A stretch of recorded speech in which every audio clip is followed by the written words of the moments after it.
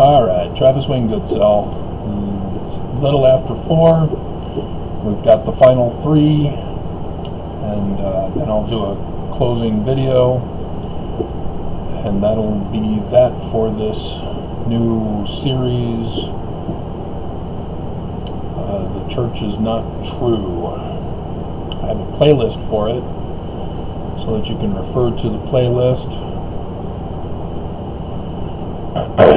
I will not be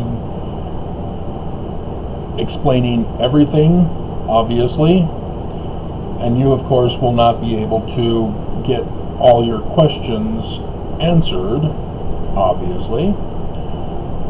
For example, the majority of you, if you're not regulars on my channel, are probably shocked to find that we're supposed to be more like Jews rather than Christians.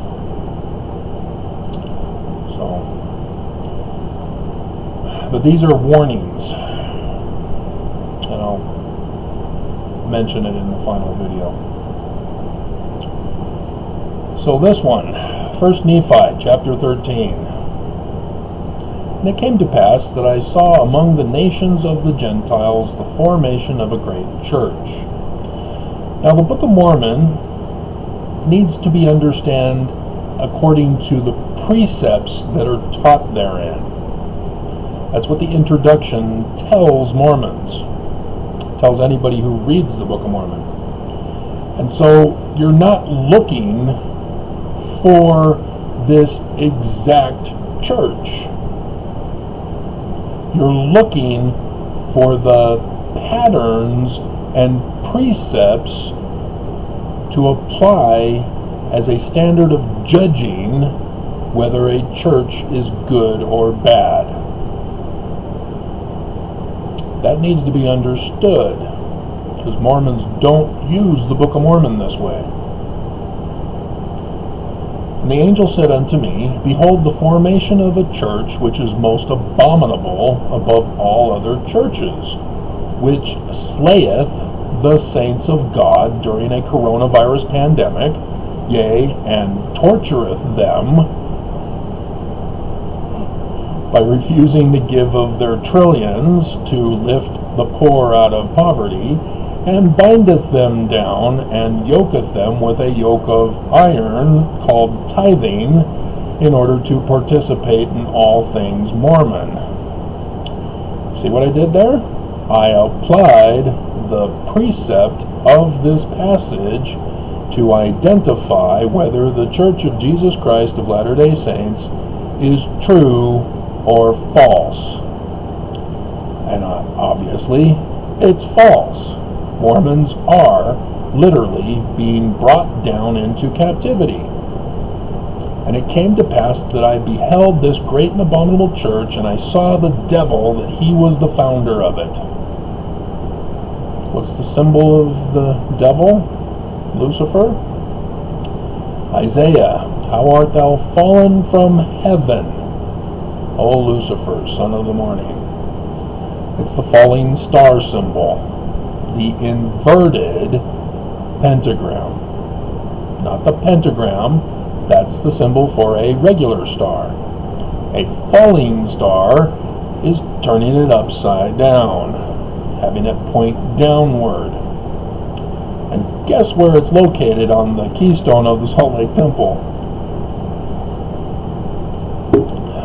And in case you had any doubt that it was a falling star, they made sure that the obelisk upon which it is placed, which is the keystone, points down also. And I saw gold and silver and silks and scarlets and fine twined linen and all manner of precious clothing. And I saw many harlots.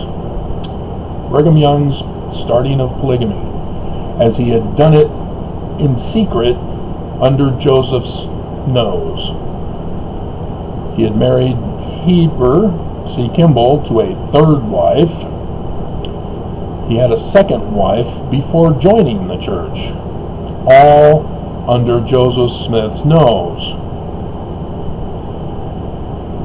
And yes, filthy rich. They take more care of the temples and churches than they do the members.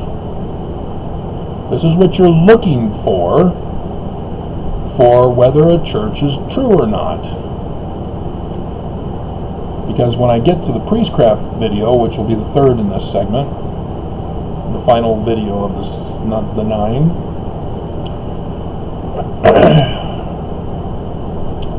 we'll be going over that passage that you need to labor for Zion, not labor for money.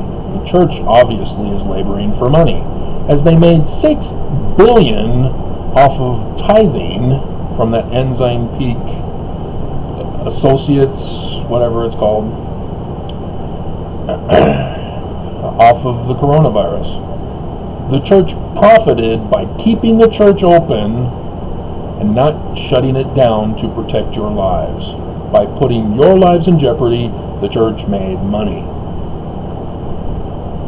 And that's how you recognize a true or a false church. Not complicated. And it did it with the Book of Mormon.